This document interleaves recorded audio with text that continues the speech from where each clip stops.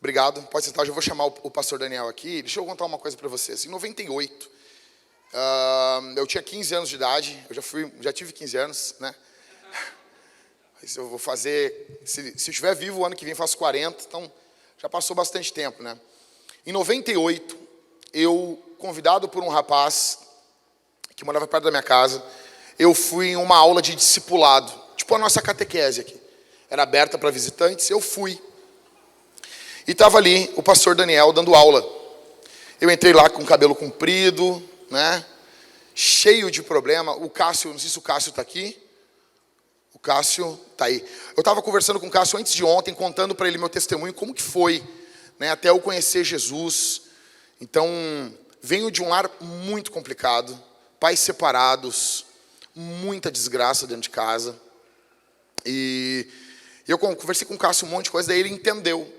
Então, em 98, ali foi em abril de 98, eu entrei nessa aula, o pastor Daniel estava dando aula. E eu entrei para tirar sarro, irmãos. Eu fui lá para tirar sarro, fui para fazer piada, fui para rir dos crentes, porque a gente não tinha, nos anos 90, um Rodolfo, não era moda ser crente, entendeu? Era meio lado B. Hoje não, hoje o pessoal vai no Altas Horas, hoje é diferente, né? Não tinha isso. E eu entrei lá, e eu me lembro, o pastor Daniel tirando dúvidas, falando, sempre falava muito bem, eu conseguia entender o que ele falava, porque na maioria das vezes tu vai numa igreja, o pregador prega, tu não entende. E eu achei aquilo interessante, fazia perguntas. Só que não foi isso que me alcançou, eu me lembro como se fosse hoje. Eu não sei se tu te lembra, Dani, tu dava aula, botava o pessoal de pé e fazia uma oração que o pessoal repetia. O pessoal não sabia orar, então era bebezinho, pegando pela mão. Então o Dani falava, a gente repetia, falava, a gente repetia, tipo uma reza assim. E tu não é crente, tu tá ali, tu tá assim, né? Tipo, coisa chata isso, né? E daí ele cessava e então ele orava. E daí cada um orava com as suas palavras. E nesse momento, eu me lembro até da minha mente. Eu estava meio, que é isso aqui, né? E essa conversão, ela sumiu da minha mente, eu não me lembro como que ocorreu. Eu só sei que num momento eu não era crente, e num outro momento eu já estava pensando, como que eu vou explicar que eu sou crente? Assim, velho. Como que eu vou explicar em casa para os meus amigos que eu sou crente? E ali Jesus me salvou, naquela oração. Desde então, o pastor Daniel, literalmente, trocou as minhas fraldas no Evangelho. Me ensinou o beabá de tudo. Não só apenas da vida espiritual, né? Se hoje eu estou com uma camisa passada aqui, né? Assim, essa aqui foi a Cid que passou, mas se eu sei passar a roupa, foi o Daniel, até isso foi o Daniel que me ensinou. Né, Dani, se lembra? Eu ia pregar, tu tem que botar uma camisa passada. Eu não sei passar. Nó de gravata, Daniel que me ensinou. Eu andava até de bota de cowboy, que na época, né, Dani? Se lembra disso, Dani? Se lembra? Eu via o Daniel com uma Bíblia grande, né? Eu nunca gostei de Bíblia pequena. Eu pensava assim, cara, tem que ter uma Bíblia com capa de couro, bonita. Uma capa, uma Bíblia de homem, velho. Eu me lembro, a primeira vez que eu preguei fora, eu fui comprar uma Bíblia, eu queria uma Bíblia igual a do Daniel. Edição contemporânea. Nem sei se tu lembra, Dani. com as letras de Jesus em vermelho, assim. Não roubei, não. O Daniel tem isso até hoje, que eu roubei essa Bíblia dele. Se eu tivesse roubado, eu estava usando ela aqui. Ele tinha uma Bíblia, e tu não me deu, por isso que te roubaram, Dani. Irmãos, as primeiras oportunidades para pregar foi o pastor Daniel que me deu. Então eu me lembro, a gente saía, ia com o Dani, e ele chamava assim, vou chamar o Jackson aqui, ele vai dar uma saudação, antes de pregar. Mas ele vai ser rápido. Aí tu ia, pegava o microfone todo errado. E quando vê, tu ia falando um pouquinho mais. Aí quando vê, já estava atrapalhando o tempo da pregação. Daí ele marcava 3 dias, eu estava explicando para o Cássio isso aí. Eu disse, Cássio, é assim. Ele marcava 3 dias e na sexta mandava o cara. Eu me lembro que eu ia para a casa dele, eu soltava da auxiliadora predial, eu ia lá para a casa dele. Ficava comendo os iogurtes da Nathalie e da Emily. Né, Rose? E daí depois, às vezes, o Daniel, eu ia pregar, ele me levava de carro ainda. Só que como era ele ia, vai hoje e diz que amanhã, no caso sábado e domingo, eu vou aparecer. Vai lá, Deus te abençoe. Me dava uma palavra de encorajamento, né? E daí, tipo, isso, cara. Daí chegava eu brinco assim, chegava na igreja, pastor, o pastor Daniel, os caras ficavam com uma cara de triste, assim, sabe? Mas tu vê que a coisa que Deus começou a abençoar, que quando tu pregava e esses caras, me dá teu telefone aqui, rapazinho. Gurizinho, me dá teu telefone aqui. Eu estava contando para o Cássio, a vez que em São Leopoldo, o pastor Daniel foi pregar numa tenda e tinha mais de 1000 pessoas. E ele falou assim, tu vai pregar hoje. Aquela coisa assim, né? Se virou para mim, tu vai pregar hoje. Eu, o quê? Você vai pregar hoje? E daí pegar o microfone e pregar num ambiente totalmente hostil. Eu cresci vendo o Daniel pregando na Esquina Democrática. Todos os eventos que a gente fez aqui na Esquina Democrática é fruto disso. Eu cresci vendo o Daniel pregando ao ar livre, dando aula, fazendo culto doméstico. Então, assim, a vida do Daniel impactou muito a minha vida. E eu sou muito grato pela tua vida, Dani. Sou muito grato. Está o Augusto aqui também. E a gente fala, né, Augusto? O Daniel ia pregar, o Daniel passava para nós pregar, né? Isso, os pregadores antigamente não tinham essa vaidade que muitos de nós temos hoje, né? Então, o pastor Daniel ia, me lembro quantas vezes ele ia pregar e passava para o Augusto, passava para mim pregar. E é com muita alegria que eu quero chamar ele aqui. E eu gostaria que você aplaudisse a Jesus pela vida do pastor Daniel. Aplauda a Jesus, é a Jesus. O pastor Daniel vai nos trazer a palavra hoje. Isso é para Jesus, meus irmãos.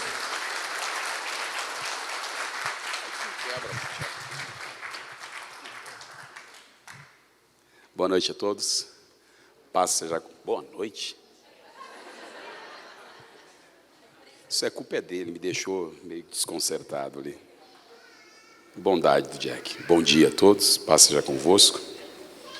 Eu estou deveras alegre hoje por estar aqui com vocês. Já estive aqui, na verdade, eu tinha dito para o Jack que eu viria aqui para ouvi-lo pregar. Eu tenho alguns pregadores que eu admiro, né? E eu coloquei, dentre esses pregadores, o Jack. Não, o Jack é um querido. A gente não se trata como pastor, né? Você me trata como pastor, mas eu prefiro que me chame de Daniel para ficar mais perto, né? O pastor fica muito longe, assim.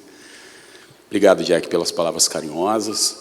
Eu, de fato, transfiro tudo a Cristo, porque eu sei exatamente quem eu sou, né? Então não posso transfiro tudo a Ele. Eu sou oriundo de uma família, sou afrodescendente, sou neto de angolano, então, de uma família muito pobre. Então, cresci vendo as agruras da vida, né, passarem por nós. E outro dia eu estava vendo uma foto. Eu gosto muito de olhar para trás. Tem gente que tem dificuldade em olhar para o retrovisor, né, saber de onde saiu, né? E às vezes eu pego as fotos de onde eu era. Eu fui amparado por uma família de missionários suecos, né, que mandavam donativos, mãe vendia para alimentar os filhos. Aqui na Vila Mapa, na Loma do Pinheiro. Esse dia eu peguei uma foto e olhei, eu sentado no colo da minha mãe. E aí eu comecei a chorar. Eu sou muito emotivo com essas coisas. Porque eu comecei a me lembrar que eu ficava na janela da casa dizendo, o que eu vou ser no futuro? Qual é a minha esperança? Até a gente comentou, né, Tita? Qual é a minha esperança? O que eu vou ser? Sou oriundo de uma família de negros, não é? Pobre, numa vila. O que eu vou ser? Aí outro dia eu estou em casa, com as minhas filhas ao lado, com a Emily me chamando de papai, dizendo que me ama, né? Com a minha futura neta alisando a barriga da Emily e falando com a minha neta, porque assim eu fazia com as meninas quando estavam na barriga, falando com ela e tal. Daqui a pouco a lágrima começou a descer, porque o Espírito Santo me disse: lá do meio da vila pobre eu te trouxe para cá e te dei família. Você tem filhos, você tem esposa, você é um pastor e você tem um nome escrito no livro da vida. Você não tinha esperança, mas eu dei para você esperança. Você pode aplaudir ao Cristo que te dá esperança, ao Cristo que nos dá esperança. É uma alegria estar aqui com vocês, me fazer acompanhar da minha esposa. Levanta aí, meu amor. Minha esposa, ela é melhor do que eu, podem ter certeza. Ela é melhor do que eu. Alguém pergunta: qual é a tua referência de vida com Deus? Ela e minha mãe, duas mulheres. Minha esposa é piedosa, uma mulher de Deus. Eu que convivo, casado há 29 anos com ela, sei quem ela é. É uma bênção na minha vida. Também as minhas filhas que pediram: pai, o senhor nunca manda beijo para nós, pai. Então vai lá, Nathalie Duarte, Emily Duarte, Tiago, meu genro, Júlio César. Pensa, irmão, Júlio César era um negão desse tamanho, mais forte do que eu, irmão. Então eu estou afiando bem a minha faca. Júlio, te amo, meninão de Deus, Tiago e a minha neta Pietra. Posso cantar? Então vamos lá. Alguém pode... Esse microfone aqui, tá ligado? Eu quero cantar com esse teclado aqui, por favor. Ver o Augusto aqui, Augustão, grande homem de Deus. Deus abençoe, Augusto. Sabe que quando eu canto sai cheiro de naftalina, né? Então vamos lá.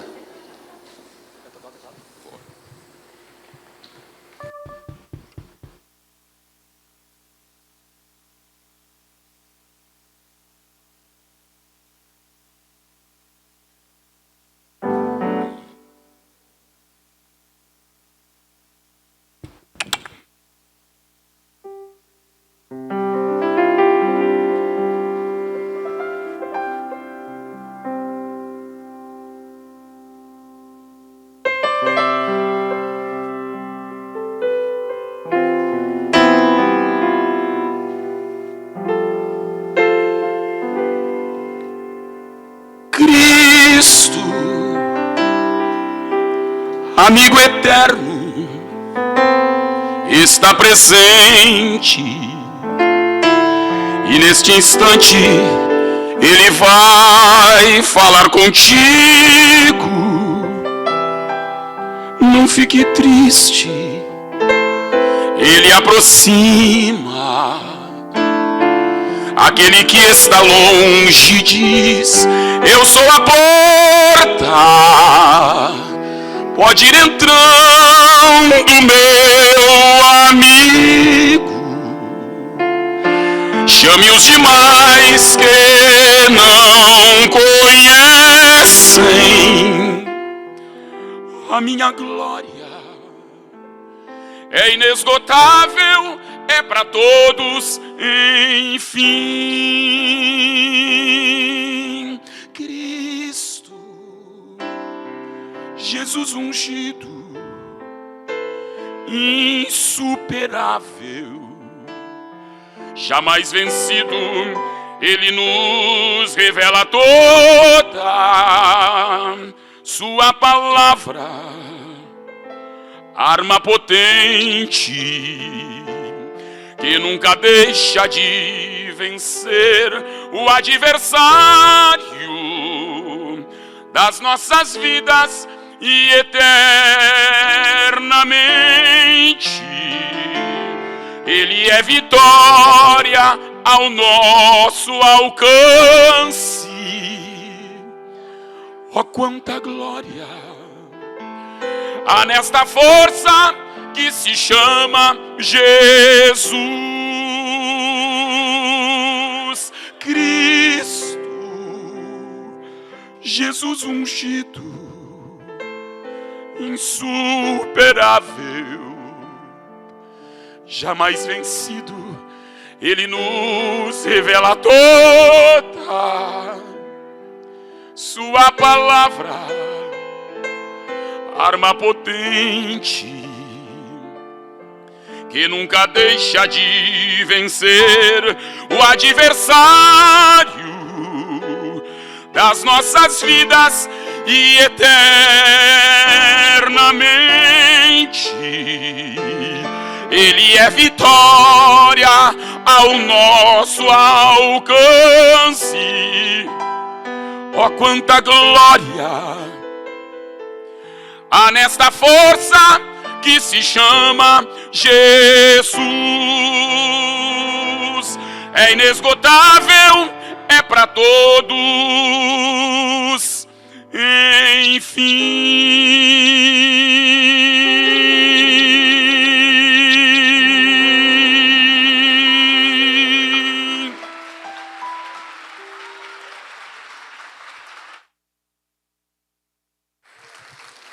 Vamos estar em pé, por gentileza.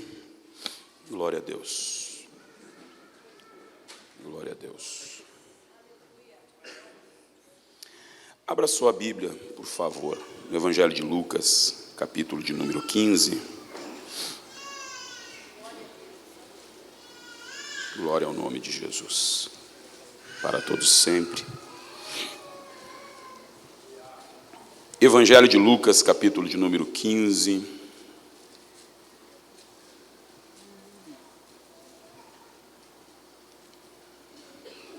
Eu quero ler com vocês também o versículo de número 15 até o versículo de número 18. E chegou-se um dos cidadãos daquela terra, o qual o mandou para os seus campos a apacentar porcos, e desejava encher o seu estômago com as bolotas, ou as migalhas, ou as vagens, ou as alfarrobas que os porcos comiam, porém ninguém lhe dava nada. E tornando em si, disse: quantos jornaleiros de meu pai têm abundância de pão, e eu aqui pereço de fome? Levantar-me-ei, e irei ter com meu pai, e dir-lhe-ei: Pai, pequei contra o céu e perante ti. Pode estar assentado em nome de Jesus. Quero falar um pouco com vocês.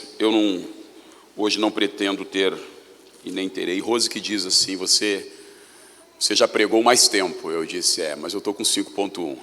Então não espere que eu pregue tanto tempo assim. Você vai chegar lá, Jack. Aí você vai ter que encurtar, porque os pulmões já não são mais os mesmos. Mas eu quero falar um pouquinho com você sobre arrependimento nesta manhã. O Jack até me falou que vocês estão numa série de mensagens sobre batalha espiritual, mas esta palavra, ela me constrange a falar-lhes esta noite. E o porquê falar de arrependimento? Entendendo que nós estamos vivendo num tempo em que de súbito as pessoas estão nos deixando. Quando se trata de pregação do Evangelho, todo cuidado é pouco, porque se trata da eternidade. Se fala de coisas alusivas à eternidade. E por entender que muitas pessoas estão nos deixando de súbito, a gente tem perdido amigos muito caros, que nos eram e nos são muito caros, fica aquele ponto de interrogação, a eternidade. Né? Sempre digo que a eternidade, ela pode estar tão perto dos nossos pés quanto o Espírito está perto da alma, a ponto de se confundir um e outro. Às vezes a gente está caminhando e não sabe qual será o nosso dia, ou que dia será o nosso dia, a hora que será a nossa hora.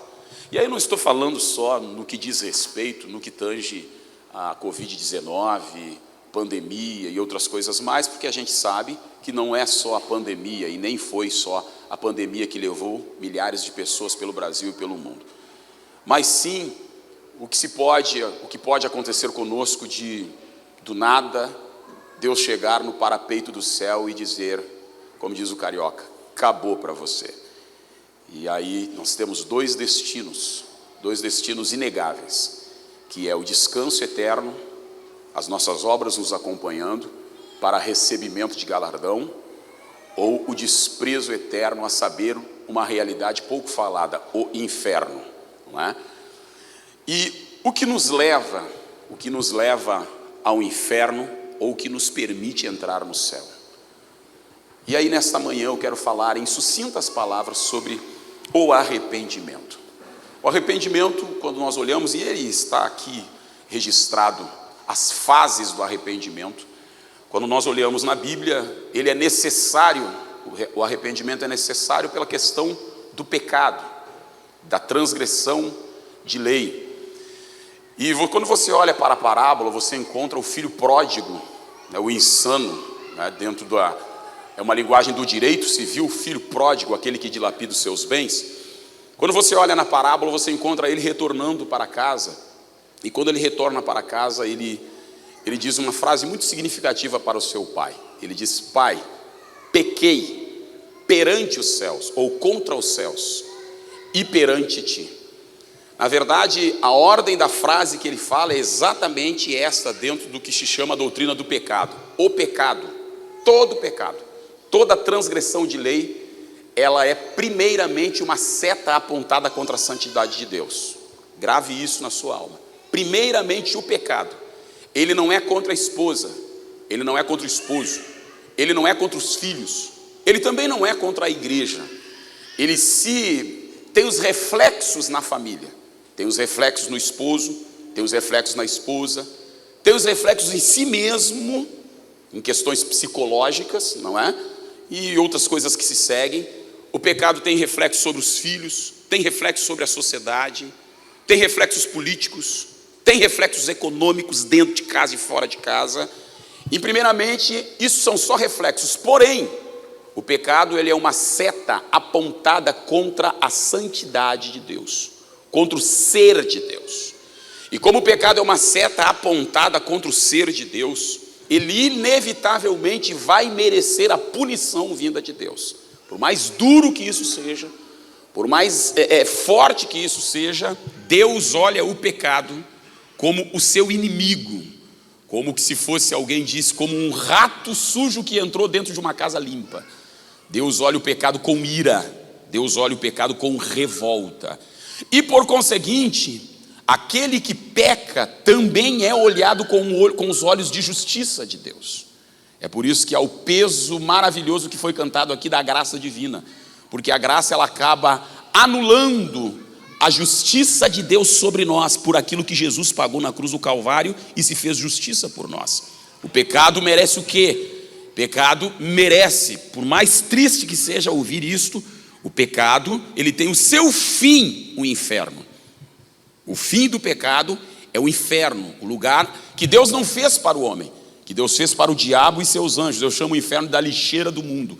Deus fez uma lixeira para lá colocar tudo o que para ele não serve. O pecado conduz ao inferno. O pecado leva alguém ao inferno.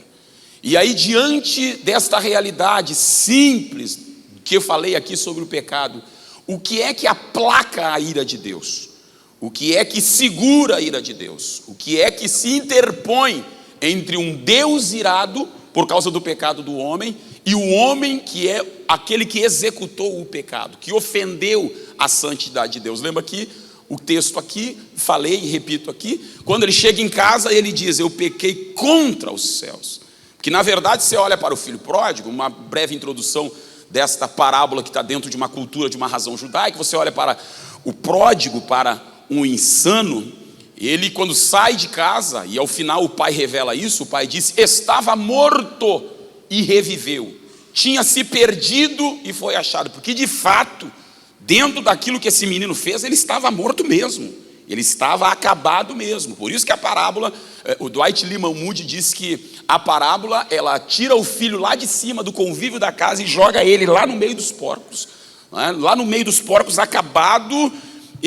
A parábola diz que ele estava terminado, estava morto. E o que fez com que este estágio mudasse na vida dele? Pois bem, de uma forma muito simples aqui, o arrependimento, ele é necessário na vida do homem, ele é imprescindível na vida do homem.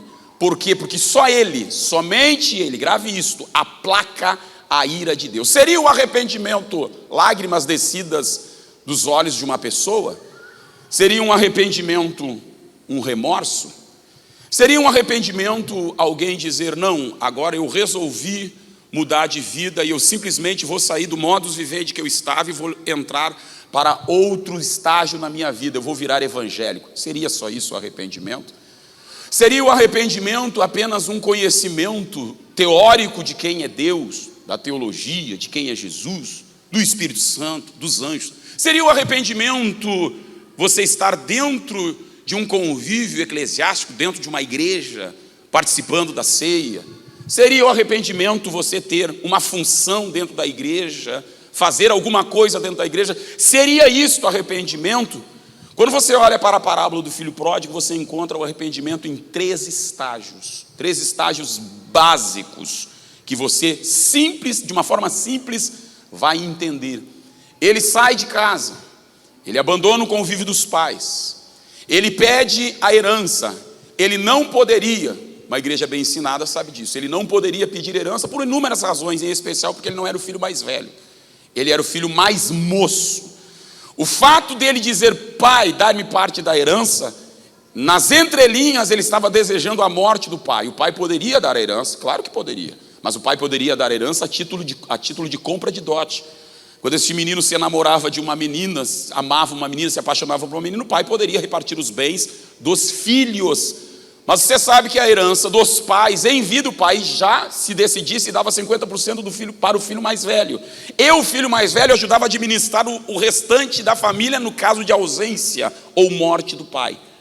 E agora ele, em vida, ele pede para o pai, pai, dá-me parte da herança que me pertence. Pai, dá em vestes, pai, dá em ouro, pai, dá parte da fazenda, e ele vai embora poucos dias depois.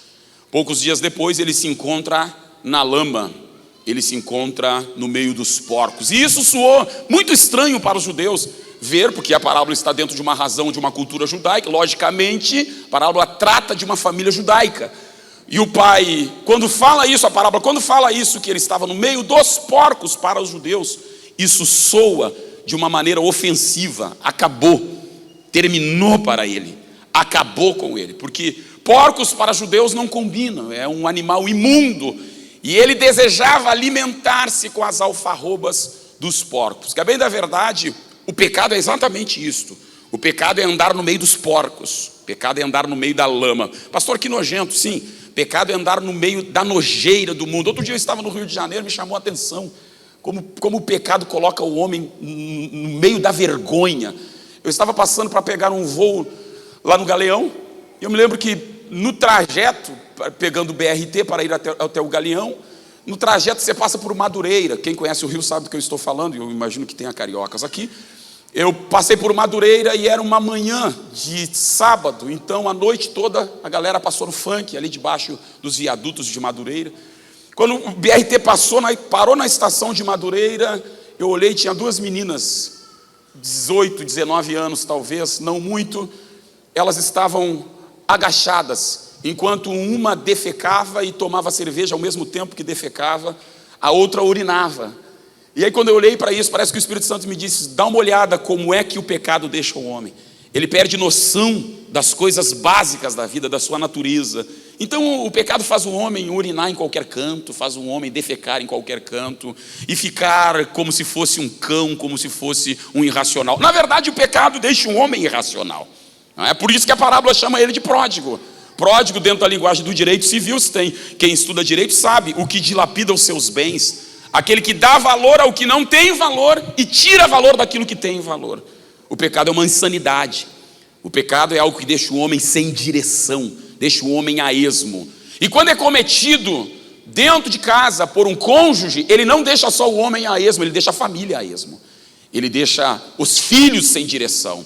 Ele traz essa maldição, ele traz essa desgraça. É por isso que a Bíblia diz em Atos capítulo 3, versículo de número 19, a Bíblia dá uma palavra sobre o arrependimento. Ela diz, arrependei-vos e convertei-vos a Deus, para que sejam apagados os vossos pecados. Na verdade, a linguagem original desse apagado é cancelado. Não deve mais nada. Mas para que não se deva mais nada, é necessário, é importante o arrependimento. E depois do arrependimento, vem tempos de refrigério. O texto implícito está dizendo que quando não há arrependimento, não há refrigério. Quando há arrependimento, há perturbação da mente, a perturbação da alma. Tem um texto muito interessante que está lá no livro de Isaías, capítulo 30, no versículo 15, que quando eu li me chamou muito a atenção.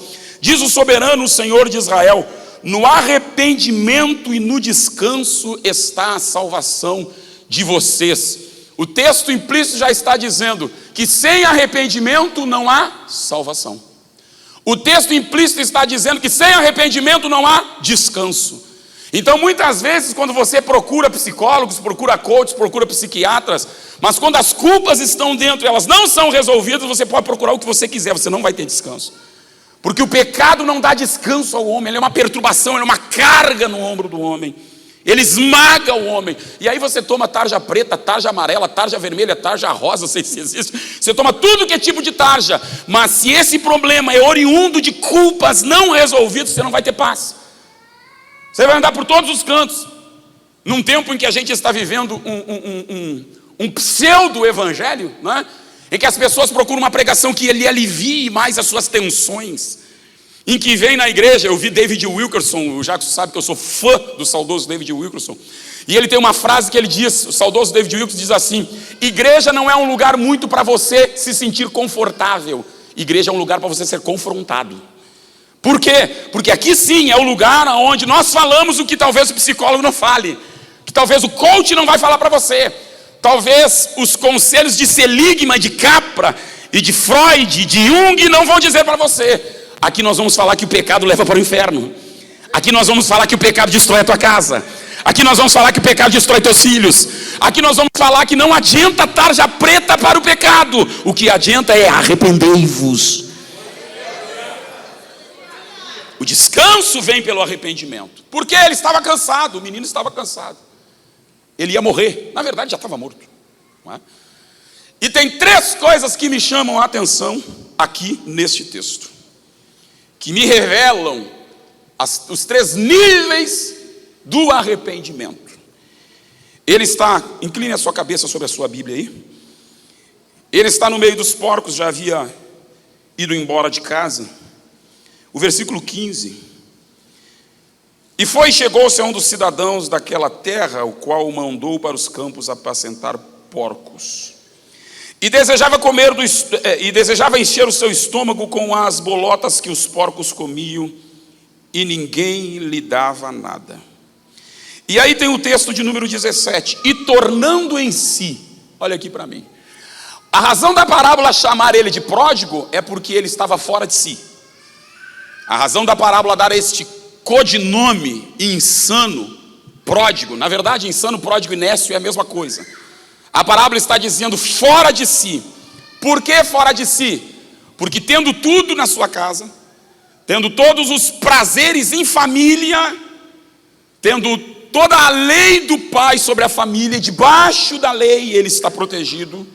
Pela parábola tratar de uma cultura judaica, ele estava debaixo da lei do pai. E você sabe tanto quanto eu, que a mesma lei que te protege é a mesma lei que pode te julgar. Dentro do espaço da lei você está protegido. A mesma lei sendo obedecida é sua amiga. A mesma lei sendo transgredida é sua inimiga. Ele está debaixo da lei do pai. Está tudo bem. Quando ele decide pedir parte da fazenda, a parábola coloca um nome nele: pródigo, insano. Porque tendo tudo, prefere ter nada. Tendo o amor do pai, prefere a miséria dos porcos. Tendo o suprimento da casa, prefere a miséria dos porcos. Só que no meio de tudo isto, o texto diz que ele cai em si. E a primeira fase que denota o arrependimento é a fase intelectual. Por que, pastor Daniel? Porque para que o arrependimento aconteça, a pessoa precisa ouvir a mensagem do Evangelho. E quando ela ouve a mensagem do Evangelho, acontece um fenômeno que muito se fala, cognição. Que em resumo, o que é cognição? Percepção dos fatos, conhecimento dos fatos. Eu estou numa situação X que eu não queria estar. Eu queria estar na situação Y. Eu estou numa situação que eu não poderia estar. Alguém me informa. É uma coisa muito rasa, que não precisa teologizar muito para você entender. Eu estou num estágio da minha vida que alguém me informa: ei, cara, você vai morrer aí. Você vai acabar com a sua vida aí. Menina, você vai terminar com o seu futuro aí. É informado a mim sobre a situação que eu estou. Eu analiso a informação recebida. Analiso o estágio e o estado que eu estou. Eu tenho duas decisões: permanecer naquela situação ou tomar uma direção de mudar aquela situação. Quando eu escuto o Evangelho, e aí, por esta razão, eu amo o Evangelho. Eu amo o Evangelho porque ele trabalha no raciocínio do homem. O Evangelho não trabalha na emoção, não, porque a emoção, ela faz muitas vezes nós perdermos o raciocínio. Por isso que eu amo mensagens que me fazem escutar, me fazem analisar o que o pregador está dizendo. Porque antes do Espírito querer fazer que você derrame lágrimas, ele não quer que você derrame lágrimas. Ele quer muitas vezes que você se incomode, ele quer que você seja confrontado, ele quer que você fique muitas vezes desconcertado e que a palavra fique batendo na sua consciência, como marreta trabalhando na sua consciência. Por quê? Porque uma vez a palavra, o Evangelho genuíno, trabalhando na sua cognição, vai trazer a você juízo de fatos e valores. E tem uma coisa, escute isso: conhecimento é maravilhoso, mas o conhecimento também traz consigo responsabilidades. Porque enquanto você não conhecia, Jack está aqui com os homens fortes, falando coisas que talvez sejam tão pesadas para você escutar. Os cultos estão aqui, vocês sendo muito bem ensinados. Tudo bem, você sai daqui por aquela porta e diz: uau, que sermão! Uau, que conhecimento! Nossa biblioteca é recheada de bons livros. A gente tem um grande pastor, um grande pregador. Legal, tudo isso é bom. Você escuta grandes pregadores na internet. Legal, tudo isso é bom. Mas o conhecimento traz consigo responsabilidades. Porque antes de você conhecer, você era irresponsável, não tinha responsabilidade com o que você fazia, com o que você olhava, com o que você ouvia, como você procede. Você não tinha responsabilidade nenhuma. Mas uma vez vindo o conhecimento pela pregação do Evangelho, o Espírito Santo agora vai cobrar de você. O que você vai fazer com essa verdade que você ouviu? O que você vai fazer com essa doutrina que você ouviu? Por quê? Porque o conhecimento trabalha no seu raciocínio lógico. Isso é uma coisa linda que a Bíblia trabalha, é na lógica humana. E resumindo aqui, não há lógica para o pecado. Não há lógica. Jesus disse para os judeus: quem de vocês me convence de pecado? Me dá uma palavra aí por que peca. Dá uma palavra aí, você tem uma família abençoada, e me dá uma palavra por que você abandona a sua família. Me dá uma palavra aí, se você tem uma vida abençoada, por que você prefere a lama? Não tem lógica para o pecado. Não há lógica para o erro. Não há lógica para a prostituição. Não há lógica para o adultério. Não há lógica para o abandono da casa. Não há lógica para a cocaína. Não há lógica para o roubo. O pecado não tem lógica. A lógica do pecado, entre aspas, é levar o homem para o inferno. Esta é a lógica. Transgredir a lei de Deus, que quer toda a felicidade para o homem. Você sabia, você sabe, tudo que Deus quer para nós, todas as vezes que Deus diz não para nós: não faça, não toque. Você sabe que o decálogo tem mais não do que sim. Mas o não de Deus, na verdade, é um sim. Por quê? O não de Deus é para sim, para a tua felicidade. É o sim para a tua prosperidade. Sim para a tua bênção na tua família. Não há lógica para o pecado. Não há lógica de um menino sair de casa e preferir os porcos. Não há lógica. Às vezes, criado na igreja, e muitos caras se desviando, se jogando no mundo. Eu estava agora com um amigo, acho que eu falei dele aqui, não sei se falei. Eu acho que o William Augusto deve conhecer, ou o Jacques também deve conhecer. O André Assis. E o André Assis, eu perguntando para ele: André, você está evangelizando o seu primo? Ele é primo do Ronaldinho Gaúcho. O André seria naturalmente um dos sucessores do Ronaldinho Gaúcho. O Milan já estava o levando, não passaria por nenhum clube daqui. Ia direto para jogar no Milan. E o André, no meio do trajeto, o pecado entrou, as drogas vieram, interromperam a vida do André. O André se tornou um viciado em cocaína, ali na Vila Nova. Tudo que o André tinha de futuro foi abortado por causa das drogas, por causa do pecado. E aí eu perguntei para ele: André, você está falando de Jesus para os seus primos? Estou falando. Mas o pecado pegou tanto eles, que há um bloqueio que eles não conseguem ver a verdade. Porque a Bíblia diz, né? O príncipe desse século cegou. E a gente que é pastor, Jacques, às vezes a gente fica batendo, fica olhando. Caramba, cara, esse cara vai se arrebentar, essa mulher vai se arrebentar. Há um bloqueio na mente das pessoas. E com muito carinho a vocês, é um bloqueio que nenhuma da teoria coach pode tirar. Não pode. Não pode. Ou a luz do evangelho resplandece no homem, ou o sangue de Jesus entra em ação, ou o nome de Jesus quebra esses rochedos na mente do homem, ou ele vai continuar pecando até a morte. Não tem lógica para o pecado. Esse menino, no meio da lama, no meio dos porcos, ele começou a usar a cognição. Através do quê? Das lembranças da casa. Porque no versículo que nós acabamos de ler, no versículo de número 16, ele deseja alimentar-se com as alfarrobas dos porcos, e ninguém o dava nada. Ele começou a comparar o lugar que estava, o lugar em que agora ele está, com a casa do pai. Aqui eu não consigo comer nem a comida dos porcos, mas lá na casa do meu pai eu tinha o prazer à mesa com o pai. Aqui eu não consigo nem aquilo que eu desejo, que é uma comida nojenta, eu não consigo comer, mas na casa do meu pai eu tinha uma mesa preparada.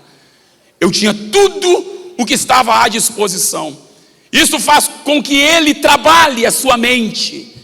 Ele recebe o conhecimento do estado onde ele está e compara com o estado onde estava o pecado, ou melhor, o arrependimento trabalha no raciocínio.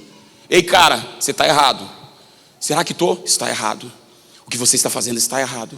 Se você continuar assim, olha o que a palavra está dizendo, olha o que você está fazendo, olha o estado emocional que você está, olha como você pode ficar, olha como é que está a igreja, olha como é que você está, olha como é que está a sua família, olha como é que você está, olha o que você está trazendo de maldição para dentro da sua casa. Ei, mulher, olha o estado, o estágio em que você se encontra. Você compara o lugar que você está e compara o lugar que você pode chegar. E esse menino, todo o sucesso da parábola está aqui, caindo em si. É quando a razão volta. Se o pecado é irracional, o evangelho traz a razão para o homem de volta. Se o pecado faz o homem se tornar como um animal irracional, quando ele ouve o evangelho mostra para ele o caminho a seguir e traz o raciocínio lógico para ele de novo. Ninguém está falando aqui de português, ninguém está falando aqui de qualquer outra teoria. Nós estamos falando de coisas óbvias do evangelho. O evangelho traz você para o raciocínio do lugar onde você está, e pelo evangelho a possibilidade de um lugar aonde você pode chegar. O pecado, ele tira o homem da direção, mas o arrependimento traz o homem à direção de volta. Segundo estágio do arrependimento: primeiro, ele é intelectual. Segundo, o arrependimento é emocional. Porque não obstante ele estar assim, ele ficar assim, ele cai em grande tristeza pelo estado em que ele se encontra. E se você encontrar os Salmos, capítulo de número 51, versículo 4, olha a expressão do salmista depois do seu pecado, depois dele ter adulterado com Batseba. Olha a expressão dele: contra ti pequei. A mesma coisa que o menino diz quando volta para casa. Ele diz: contra ti pequei, somente contra ti pratiquei o que tu tanto reprovas. Portanto, justo ou justa é a tua sentença, incontestável serás quando você for me julgar. O pecado nele trouxe tristeza, e quando ele decide, quando ele ouve, quando ele cai em si, quando ele vê a sua situação, automaticamente ele entra em estágio de tristeza. Olha aqui para mim, olha aqui para mim. O arrependimento por si só não é emocional. Alguém chegou a dizer, se eu não me engano, foi Spurgeon, que quando muitas vezes alguém vem em lágrimas à frente após um sermão, nem sempre as lágrimas quer dizer arrependimento. Nem sempre as lágrimas denotam que após aquele momento a pessoa vai mudar de vida. Porque a verdade dos fatos é que o crocodilo também derrama lágrimas antes de pegar a presa, e nem por isso está arrependido. Ele está feliz porque ele vai pegar a presa. A lágrima é um estágio emocional de uma produção do cérebro por uma informação recebida que faz com que a pessoa chore. Também uma pessoa pode ouvir Roberto Carlos e chorar e nem por isso estar arrependida. É emocional? Pode estar dentro, mas não contém. O arrependimento, a parte emocional pode estar dentro do arrependimento, mas não é o arrependimento. O arrependimento, para acontecer, precisa acontecer a terceira fase. O menino, ele cai em si, a fase intelectual. O menino fica triste, a fase emocional. Só que o que eu amo nessa parábola está no versículo de número 18. Você olha para a parábola, no versículo de número 18, ele dá um brado de ação. E o que ele diz? Levantar-me-ei. O arrependimento só acontece quando ele diz isto. Quando ele diz levantar-me-ei, ele está dizendo: acabou esta vida que eu estava levando até hoje. O arrependimento é intelectual, é emocional e é prático. E uma ilustração simples para você entender isso aqui é um trem. Falar de trem aqui no Rio Grande do Sul, falar de trem em Porto Alegre é chover no molhado. Agora falar de trem no Rio de Janeiro, você não faz ideia. Você entra num vagão, e tem o vagão das mulheres, você entra no vagão dos homens. Quando o trem começa a se movimentar, você menos espera estar lá no vagão das mulheres, de tão apertado que está. Você desce numa estação que você não queria descer. Me lembro que eu trabalhava no Tribunal de Justiça, e quando eu descia na estação da Carioca, eu tinha um horário que eu não podia me atrasar, sempre 10, 15 minutos antes. E quando eu chegava na estação Carioca, às vezes, antes da estação Carioca, ficava na porta para não perder a estação. Você não precisa nem levantar as pernas, eles te empurram, eles trem lotado e tal. Quando eu vi, eu disse: cara, não era a estação que eu queria descer. Esperei outro trem, subi de novo. Se você tirar a mão ali daquele suporte para coçar a cabeça, quando você for colocar a mão, tem 2 milhões de mãos ali em cima. Se você levantar a perna para se coçar, tem outros pés que vão colocar-se ali debaixo de você. Apertado demais. E quando você pega o trem errado, escute isso, mas ilustração simples. Quando você pega o trem errado, você tem muitas perdas, você se atrasa, você pode perder o emprego, você pode perder uma grande oportunidade quando você pega o trem errado. O fato de estar no trem errado, tudo bem. A questão é o que você vai fazer com isso. Você vai ficar dentro de um trem errado? Um trem que levaria para a estação de Japeri, você descobriu que está no trem que vai estar te levando para a estação de Duque de Caxias. Você estar dentro do trem errado, alguém vai dizer que você está triste porque, cara, não era esse trem que eu queria pegar, cara. Não era esse local que eu queria ir. Você quer ir para onde? Eu quero ir para Japeri, cara. Mas esse trem está te levando para Duque de Caxias. Poxa, cara, e agora? Deixa eu perguntar para vocês. Resolve você parar dentro do trem e ficar chorando de um lado para outro, dizendo: cara, eu estou no trem errado. Resolve? Vai resolver para você? Alguém lhe informou. Alguém disse: esse trem está errado. Para onde você quer ir? Eu quero ir para Japeri. Esse trem leva para Duque de Caxias. Adianta você ficar de um lado para outro dizendo: poxa, não era esse trem que eu queria. Poxa, não era esse trem que eu queria estar. Não adianta você dizer: caramba, cara, vou perder o emprego. Caramba, cara, sustento da minha família. Vou chegar atrasado. Vou perder a oportunidade da minha vida. Vou me atrasar para o Enem. Caramba, cara, não era esse trem. Resolve sim ou não? Não. Alguém lhe informou que o trem estava errado. A sua cognição, juízo de fatos e valores locais que você está, a situação que você está, você avaliou: cara, esse trem não está certo. Você ficou triste. O que resolve você fazer? Do outro lado da plataforma passa o trem escrito assim: Japeri. E você diz: é aquele trem que eu tenho que pegar. Alguém vai dizer: então desce do trem e pega aquele trem. Vai adiantar você ficar parado e ver o trem passando? Não. O que o pródigo disse? Adianta, nas entrelinhas, adianta eu ficar aqui reclamando? Se a família está lá, se o pai está lá, se tudo está lá, eu estou no meio de porcos, lá na minha família as coisas estão acontecendo com abundância.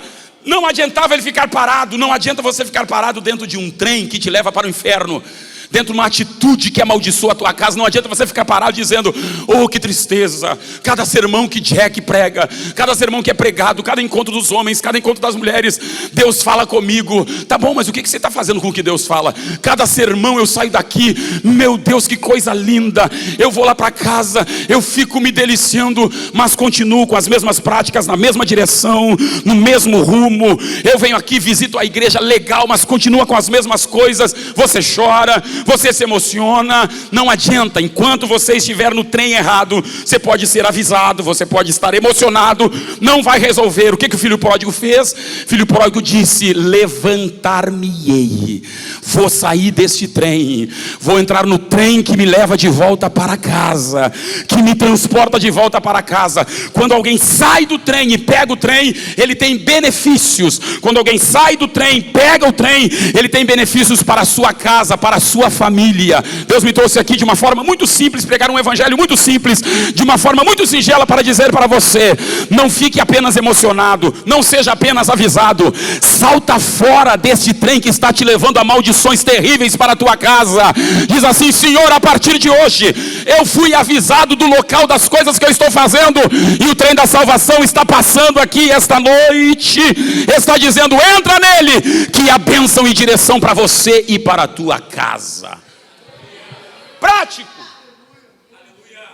simples e prático, intelectual, emocional e prático. Interessante que quando ele volta para casa, tem um ponto interessante aqui. Primeiro ponto é quando ele diz: levantar-me-ei. Só que tem um ponto aqui que eu preciso voltar. É o ponto quando ele diz para o pai.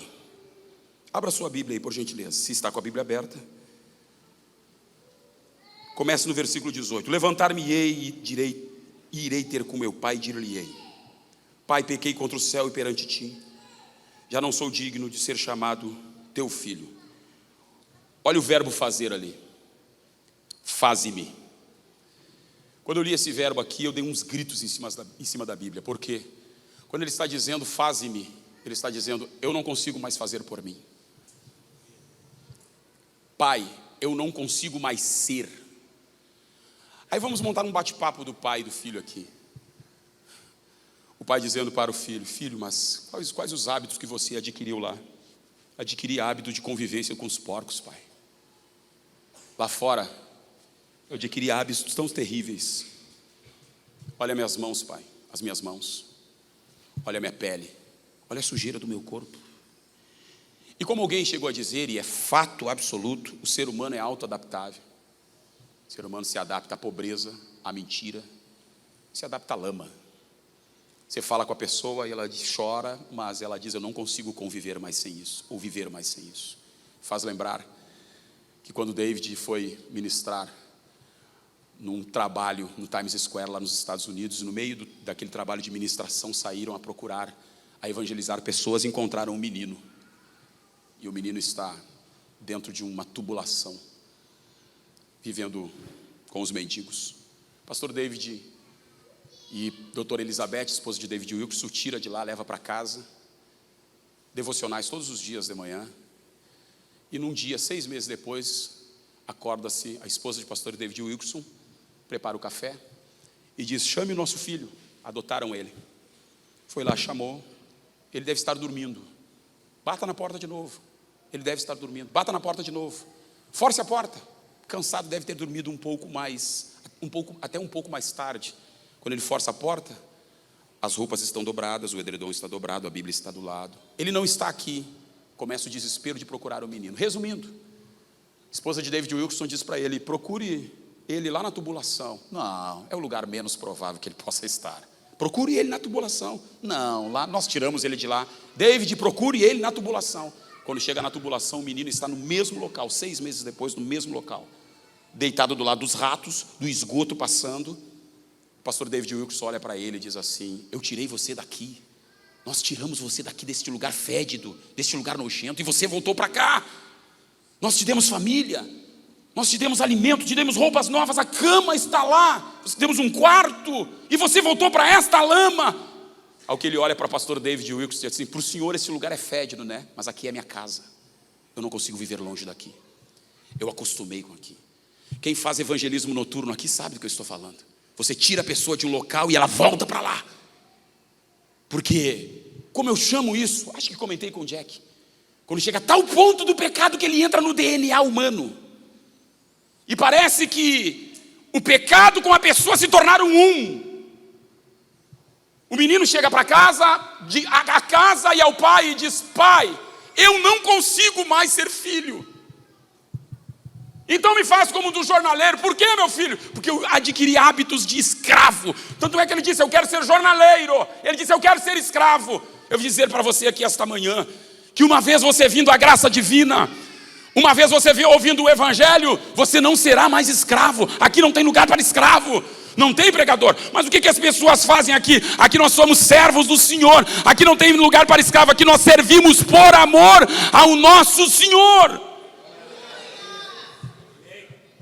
Faze-me como um dos seus jornaleiros. Eu quero ser trabalhador. Eu não consigo mais, pai. Olha o que ele diz: me faz ser, me faz ter, me faz ser, me faz fazer. Parece redundante, mas faz por mim. Porventura isso aqui não é a graça divina? A gente não consegue, mas Deus faz por nós. A gente não consegue ser, mas a graça nos faz ser. Na verdade, a graça nos faz ser filho quando nós éramos bastardos. A graça nos chama e nos torna filhos. Faz por mim. Alguém perguntou para Scofield: o que é a graça? A Scofield respondeu: a graça é a operação do amor de Deus naqueles que não são amáveis. A graça é a mão de Deus vindo do céu, alcançando o homem lá na lama do inferno e o tirando de lá. O que é a graça? A graça é Deus operando naqueles que mereciam o inferno. E alguém perguntou: Scofield, qual é a direção da graça, da operação do amor de Deus? É Scofield dizendo: como a graça é a operação do amor de Deus àqueles que não são amáveis, Scofield diz: o amor é diferente da misericórdia. Misericórdia é uma coisa, amor é outro. O amor não tem lei. Alguém perguntou: Scofield, como o amor não tem lei? Amor não tem lei. Amor não tem lei. O amor humano não tem lei. Por que não tem lei? Porque você pode amar uma pessoa que é superior a você, uma pessoa inferior a você. O exemplo está na Inglaterra. Um filho da rainha, o que traz nos lombos o sangue real, acaba se apaixonando por uma afrodescendente e o ama e monta uma família com ela. A Scofield diz: o amor de Deus é diferente do amor humano. Por que o amor de Deus é diferente do amor humano? Porque o amor de Deus, ele opera de cima para baixo. Ele só tem uma direção: de Deus para os homens, do que está do céu para o que estão no inferno, o do santo para os impuros. O amor de Deus é diferente do amor humano. No amor humano, o pobre ama o rico ama o pobre. Mas no amor de Deus, só Deus pode amar o homem, e pelo seu amor, operando a sua graça, pode transformar o homem. Pode fazer o que o homem não pode fazer. Faz por você o que você não é. Pastor, eu não sei mais aonde eu vou procurar solução. Eu vou dizer para você: retornando à casa do Pai, ouvindo sobre o amor do Pai, Ele vai fazer em você aquilo que você não consegue fazer. Pastor, eu venho me arrastando. Pastor, eu fiz tanta coisa lá fora. Pastor, há tanta lama em mim. Faça como filho pródigo. Chega diante do Pai e diz: Pai, eu não consigo mais fazer. Eu adquiri tantos hábitos estranhos. Eu tenho uma notícia para você: uma gota do sangue de Jesus se derrama sobre você nesta manhã, e Ele vai fazer em você o que você não consegue fazer. Faze-me, Pai. Interessante que a ação do filho produziu a reação do pai. Tem uma frase que eu ouvi muito nosso pastor dizer: Deus trabalha muito mais pós as nossas ações, pela sua soberania, do que propriamente dizendo o seu poder de trabalhar pela sua vontade. Claro que a graça é a vontade divina, mas também a graça, ela espera uma ação sua. Por quê? Está aqui: levantar-me-ei. Ação dele. Pastor, a graça divina me ajuda a querer? Claro que ajuda. Deus opera no querer e no efetuar. Mas não é essa graça irresponsável aí. Através da graça, o evangelho chega até você e você usa a sua cognição e analisa os fatos. E aí o que você vai fazer com os fatos escutados ou aprendidos é uma decisão sua. Só que se você disser: olha aqui, eu já estou concluindo esse sermão, eu não tenho força para me levantar, eu não tenho força para ser, eu não consigo mais ser. Seja por mim, fazes por mim, me arrasta até a tua vontade. Deus gosta disso? Gosta. Que você diga assim: eu não consigo, mas me arrasta até lá, e Deus vai te arrastar até lá. Como pregador? Vai. Eu sendo pastor, Deus me arrasta à sua vontade. E tem vezes que eu, dobrado os meus joelhos, sozinho no meu quarto, eu digo: Deus, se os meus pés não conseguirem ir, pelo amor do teu nome, pega com as tuas mãos e me arrasta até a tua vontade. Vou repetir para você: eu não consigo, pregador, mudar essa minha postura. Fale com Deus esta manhã, que Ele arrasta você até a vontade dEle, que é boa, perfeita e agradável. A sua é ruim, a sua é imperfeita e a sua é desagradável. A vontade de Deus é boa, a vontade de Deus é perfeita e a vontade de Deus é agradável, e a sua graça arrasta você até lá. Se você perguntar para mim: como você está há 51 anos dentro da Assembleia de Deus, o que você sofreu? Vai dar um alcorão aqui. Você sofreu decepções? Sofri.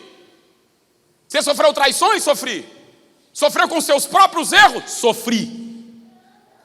O que lhe fez estar há 51 anos dentro da Assembleia de Deus, nascido, apresentado na Assembleia de Deus ou na igreja, não importa que igreja for, tenha sido. O que faz você estar até hoje lá? A graça divina. Eu decidi entrar no céu. Eu decidi: Senhor, me ajuda a entrar no céu. Meus passos vão caminhar em direção ao céu. Quando eles não conseguirem caminhar, arrasta eles até lá. Eu decidi. Você já teve problemas na sua vida? Vários. O que você fez com eles? Resolvi mudar. Você deixou assim? Não. Porque todos os dias no meu ouvido, o Jack teve uma vez só ou duas visitando a minha mãe. Todos os dias no meu ouvido, talvez alguns que se espantam quando um pastor fala de inferno para crianças. Pois é, eu ouvi falar de inferno quando eu tinha 8 anos de idade. Minha mãe botava sentado assim: vou te mostrar, isso aqui é céu, isso aqui é inferno. E eu me lembro que quando falava de inferno, eu ficava assim. E mamãe, quando as coisas estavam pretas lá em casa, como diz o ditado, ela botava o disco da Última Trombeta. Pá! Tem gente antiga aqui, quem está rindo é antigo. Vocês podem notar, quem está rindo é os antigão, os dinossauros. Tá titubeando? Tá? Vem aqui. Ah, tu gosta mais de ficar jogando futebol do que na igreja? Senta aí. Aí pegava aquele Philips antigo, que você carregava numa maleta. Eu sei, sabe muito bem. Essa carinha de novinho, de novinha, você está escondendo uma idade mais avançada. Brincadeira. Botava um bolachão, e eu me lembro: nossa, visão de um pastor na Suécia, se eu não estou equivocado. E aí vinha aquele barulho, arrebatamento. E a minha mãe dizia assim: Jesus vai vir arrebatar a igreja assim, ó. Eu disse: mãe, eu não quero ficar, então ora. Tudo era resolvido na oração. A gente não tinha muito psicólogo, muito psiquiatra, muito coach. A gente tinha oração e Bíblia. É só o que a gente tinha. Por favor, quem é dessa área, não estou falando que vocês são maravilhosos. Só que a Bíblia é exclusiva. A palavra de Deus é exclusiva. Todas as outras teorias se acabam quando o Evangelho chega. Todas, absolutamente todas. Abre a Bíblia, vai ler a Bíblia. Vai orar. 7 horas da manhã, Vila Mapa, frio. Jejo, não era nem jejum, era jejo. Vai para o jejo. 7 horas da manhã, mãe, eu dorme no banco da igreja. Para aqueles que acham que os filhos estão sendo muito exigidos dentro da igreja, dorme no banco da igreja.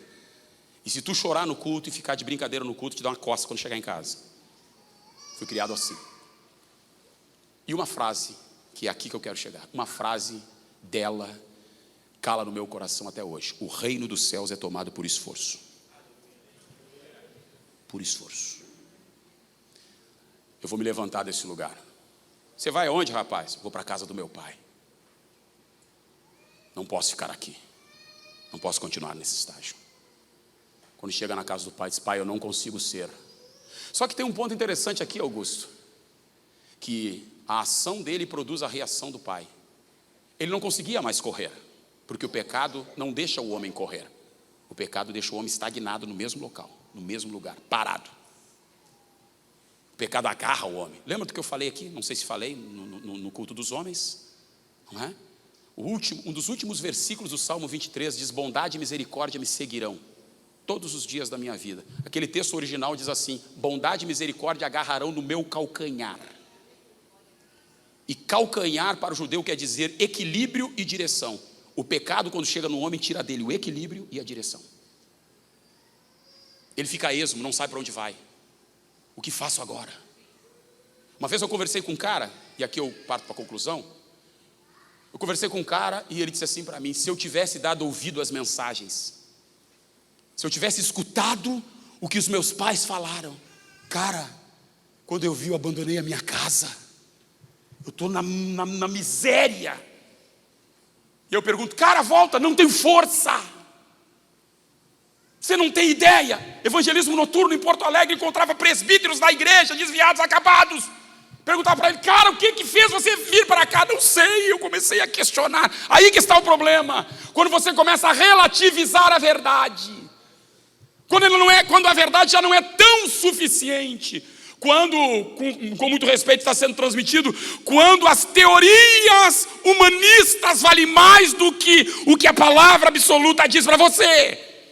E aí você começa a dizer: não, isso não é bem assim. Eu acho que no final Deus ama a todos e tudo vai acabar bem. Se Deus amasse a todos e tudo fosse acabar bem, não existiria inferno. Só existiria céu. Não precisaria de sangue de Jesus. Não precisaria de Calvário. Porque tudo no final, todos vão para o mesmo lugar. Não vão, não.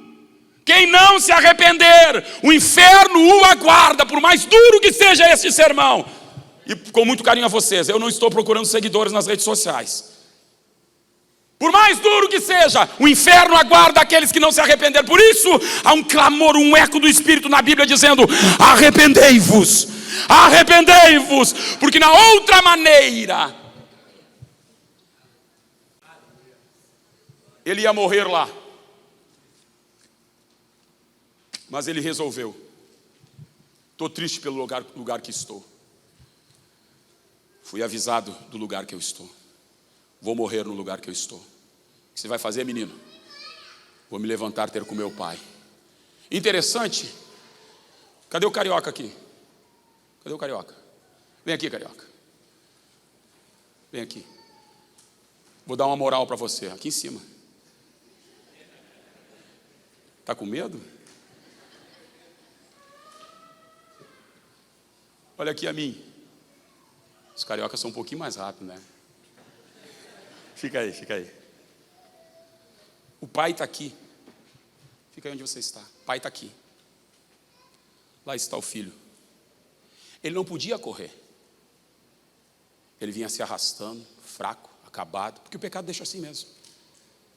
Terminado, mas ele veio. Olha aqui. Ele veio se arrastando, mas veio. Vou repetir pela segunda vez, porque isso é didático. Ele veio se arrastando, mas veio. Ele veio se arrastando, mas veio. Ele resolveu mudar a situação dele. Acabou. Eu me arrasto, chego sem uma perna, sem um braço, não importa, mas eu vou chegar lá. Eu vou encontrar o meu pai de novo. Ele vem se arrastando. Ele vem se arrastando. O pai não vai se arrastando, o pai vai correndo. Ele vem se arrastando. Não é para aumentar o seu glória a Deus, para você entender. A ação dele mesmo se arrastando produziu a reação do pai em correr na direção dele, porque ele não podia correr. Ele estava fraco, ele estava terminado, mas ele estava retornando para casa. Não tinha como ele correr. Obrigado, não tinha como ele correr. Pastor, era vergonha ver um ancião correndo. Um ancião nunca pode andar correndo. Um ancião judeu não corre. Ele anda ereto, não olha para baixo, porque olhar para baixo é sinal de subserviência, abaixo da linha de humildade. E não olha para cima, porque olhar para cima, nesse sentido, com a face virada para cima, é sinal de superioridade. Então ele olha reto, equilíbrio. Ele caminha com passo sereno. Eu sei, tenho amigos judeus que me dizem isso. Caminha com passo sereno. E eu perguntei: Ralph, um judeu correr, um rabino você nunca vai ver correndo, porque é vergonha para um rabino correr. Pastor, eu não entendi. É mais ou menos assim que aconteceu no Calvário. Eu e você não podíamos correr. O pecado estava nos segurando, o pecado estava nos manietando, mas lá no Calvário Jesus correu na nossa direção. Ele se expôs à vergonha por nós. Era vergonha morrer na cruz, mas ele se expôs à vergonha por nós. Ele correu na nossa direção. Ele caminha, o pai corre.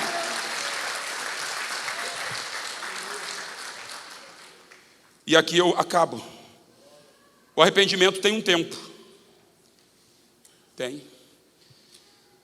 Pela salvação estar no âmbito do Kairos e não do Cronos, o arrependimento tem um tempo. E não é o tempo que você pensa.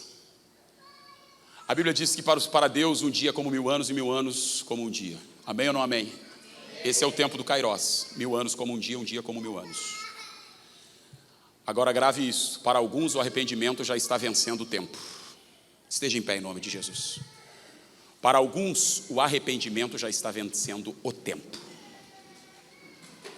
E às vezes a gente acha, Augusto, que nós temos muito tempo para fazer o que já era para ter sido feito. Não, Deus vai ter misericórdia. A misericórdia de Deus acaba.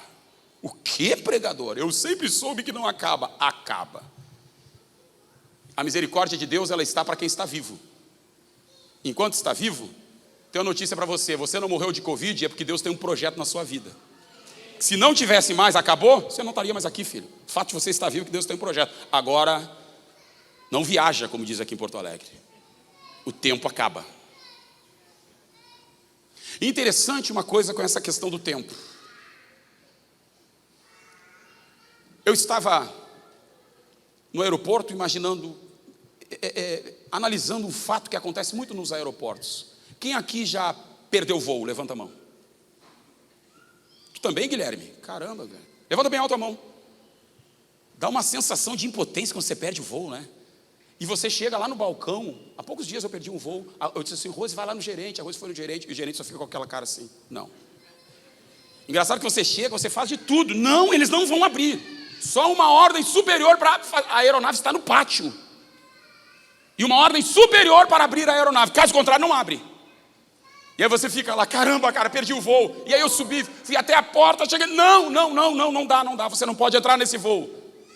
Só que antes de você perder o voo, você muitas vezes está no aeroporto. Outro dia eu estava para vir trabalhar em Santa Catarina, esperando um engenheiro da empresa que eu trabalho, e o engenheiro estava no mesmo aeroporto de Santos Dumont, só que eu estava num lugar em outro, e de repente nós começamos a ouvir, senhor João Daniel Duarte, senhor João Marcos. Eu não estava nem ligado, estava tomando aqueles cafezinhos caros, né?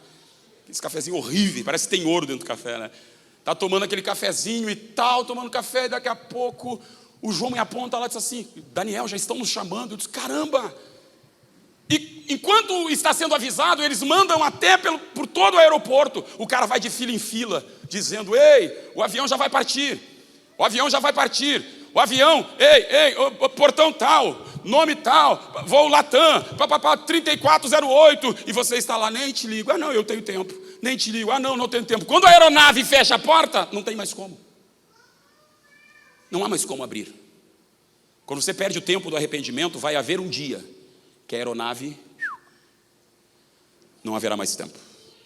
Por enquanto tem um pregador chato, tem outro pregador chato, tem outros pregadores chatos, tem um irmão chato do lado dizendo, cara, não faz isso, menina, não faz aquilo, volta para Jesus, te firma na igreja, te firma com Cristo, ama a palavra, leia a Bíblia, obedeça a Bíblia. Você está dizendo, que isso é besteira, que isso aí é besteira. Um dia Deus vai chegar no céu, vai mandar seus anjos e vai dizer, acabou, fechou a porta da aeronave, quem está dentro, sobe, quem não está, o que reserva é o juízo. Um dia a porta da arca vai fechar, não haverá mais tempo para arrependimento. Arrependimento é hoje, é agora, é nesse instante.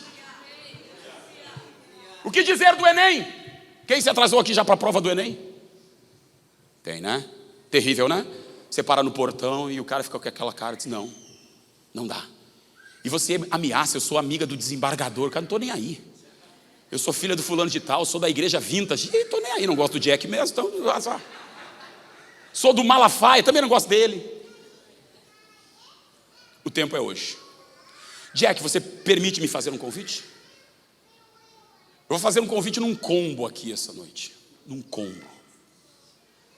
Pastor, há áreas da minha vida que eu sinto que estão travadas. E tem coisas da minha vida que não avançam. E eu descobri aqui áreas que eu preciso me arrepender. Até de coisas que eu me esqueci. Mas que me incomodam. Como é para crente... E até mesmo para afastado que queira retornar para os caminhos do Senhor, não gosto de dizer desviado é outra coisa. Afastado. E como é para também não crente que está aqui visitando, pastor, eu quero me arrepender esta noite. Quero dar meia volta e caminhar em direção à eternidade com Deus. Eu vou te dar 2 minutos para você vir à frente. Apenas 2 minutos. Venha, filho. Fica aqui, filho. Venha. Glória a Deus. Glória a Deus. Aquele louvor que vocês cantaram, hoje eu estou no comando, filho. O Jack não vai falar nada.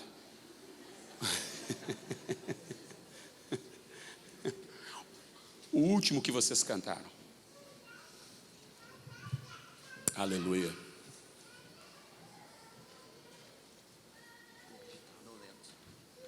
O que tu escolher, filho?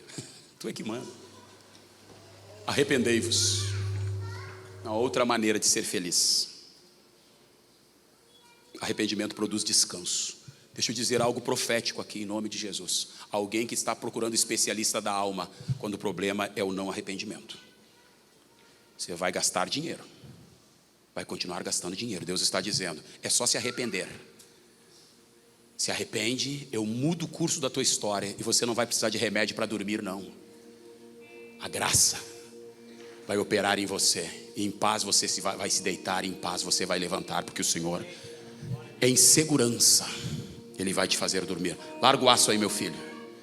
Larga o aço aí. Pode cantar, larga o aço. O mundo busquei. Isso. Levante as suas e não mãos. Pude encontrar. Pai, os teus filhos estão diante de ti.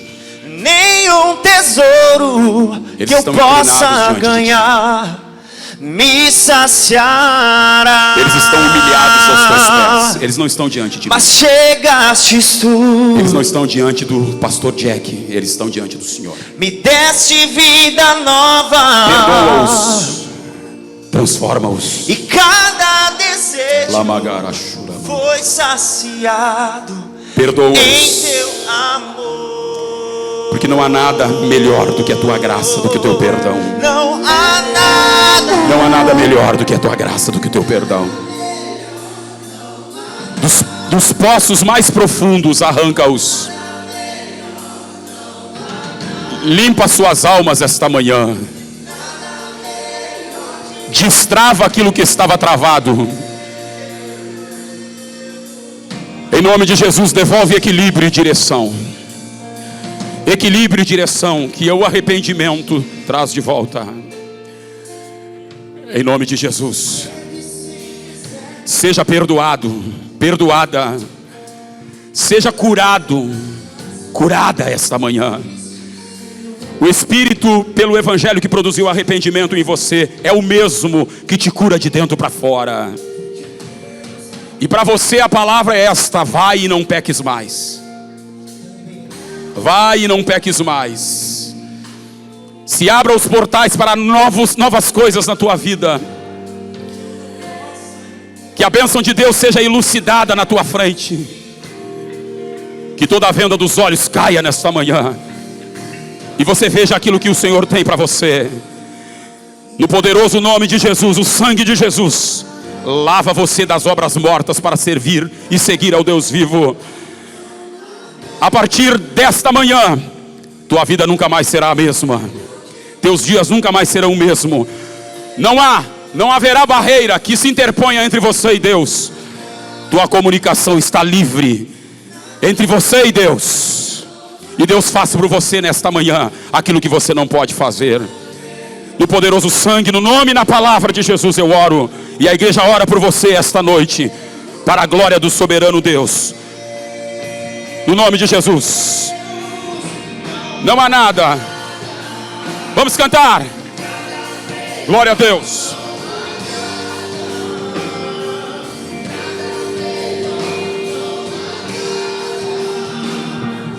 Nada melhor que o meu.